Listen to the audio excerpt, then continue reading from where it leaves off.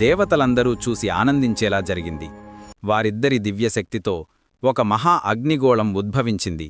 ఆ తేజస్సు ఎంత ప్రకాశవంతంగా ఉందంటే సూర్యచంద్రులు కూడా దాని ముందు దిగదుడిపే. ఆ వేడిని అగ్నిదేవుడు కూడా భరించలేక గంగానడిలో విడిచిపెట్టాడు. గంగామాత కూడా ఆ తేజస్సు యొక్క తీవ్రతను మోయలేక దాన్ని ఒడ్డున ఉన్న శరవణ అనే రెల్లు పొదలలో ఉంచింది. అక్కడ ఆ దివ్య తేజస్సు 6 ముఖాలున్న ఒక అందమైన సూర్యకాంతితో ప్రకాశిస్తున్న అద్భుతమైన బాలుడిగా రూపుదిద్దుకుంది. ఆ తేజస్సును చూసి ప్రకృతి పులకించిపోయింది. ఆయనే మన షణ్ముఖుడు, కార్తికేయుడు, సుబ్రహ్మణ్యస్వామి. ఆ బాలుడిని కృత్తికలు అనే 6 దేవతలు కన్నబిడ్డలా పెంచి పెద్ద చేశారు.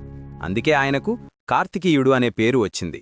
తన కుమారుడు దేవతల సేనాధిపతిగా, దుష్టశిక్షకుడిగా, లోక కళ్యాణకారకుడిగా మారుతున్నప్పుడు పార్వతీదేవి అతని పక్కనే నిలిచింది. ఒక తల్లిగా తన బిడ్డకు కేవలం పాలు ఇచ్చి పెంచడమే కాదు, అతనికి యుద్ధ విద్యలను, ధర్మసూక్ష్మాలను, నాయకత్వ లక్షణాలను నేర్పించింది. అతనిలోని దైవిక శక్తిని జాగృతం చేసింది. అలా దేవతల సేనాధిపతిగా మారబోతున్న తన స్కందుడిని తన ఒడిలో ఆప్యాయంగా కూర్చోబెట్టుకొని అక్కున చేర్చుకున్న ఆ మాతృమూర్తి రూపమే స్కందమాత. ఆ క్షణం నుంచి ఆమె కేవలం పార్వతి కాదు, జగత్తుకే వీరమాతగా, స్కందమాతగా పూజలందుకుంది. ఇప్పుడు ఆవిడ రూపాన్ని ఒక్కసారి మనసులో ఊహించుకోండి. ఆమె సింహం మీద గంభీరంగా కూర్చుని ఉంటుంది. ఆ సింహం ధైర్యానికి, అధికారానికి చిహ్నం. ఆమెకు 4 చేతులుంటాయి. కుడివైపు పైచేతిలో తన ప్రాణానికి ప్రాణమైన బాలస్కంధుడిని పట్టుకొని ఉంటుంది.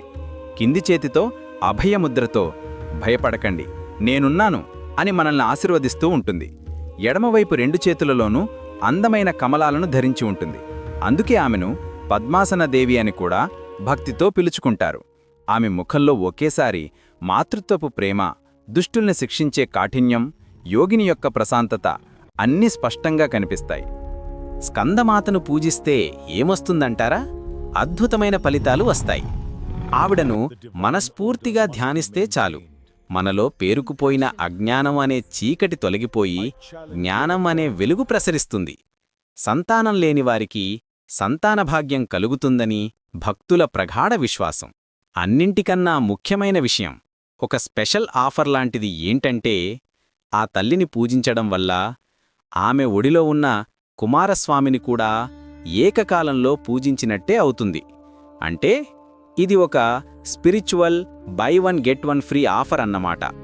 అమ్మ ఆశీర్వాదంతో పాటు ఆ దేవతల సేనాధిపతి అయిన కొడుకు ఆశీర్వాదం కూడా మనకు